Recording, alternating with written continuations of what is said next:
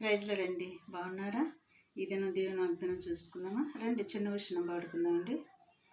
చీకటి తొలగే ప్రీతి సూర్యుడు నాలో ఉదయించే, నీ సాక్షిగా ఎలుగుమయమై తేజరిల్లెదనా, నీ ఉన్నంత వరకు ఆశ్చర్యకరుడా, నాలోచన కర్తవు, నీతుడగు తండ్రివి, నా షాలేము రాజువు, మన షాలేము రాజు అయిన యేసయ్య.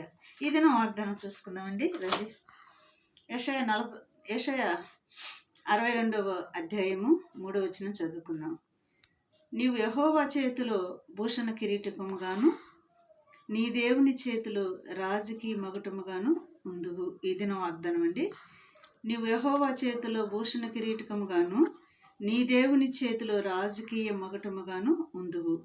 ఈ దినం బట్టి వాగ్దానాలను బట్టి మనం ప్రార్థన చేద్దామండి. ఆయన చేతిలోనే మనం ఒక భూషణ కిరీటకంగా ఉంటున్నామంటే మాటలండి.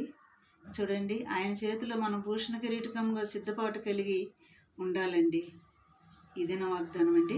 ఇటు వాగ్దానాన్ని బట్టి మనం ప్రార్థించేద్దాం. స్తోత్రములు ప్రభా, ఇటు మాటలను బట్టి చూస్తున్న బిడ్డల్ని, ఇంటున్న బిడ్డలను దర్శించి మమ్మల్ని అందరినీ కూడా నీ రాకడ సిద్ధపరచమని నజరేయుడైన యేసయ్య నామములో అడిగి వేడుకుంటున్నాను తండ్రి. ఆమేన్. God bless you.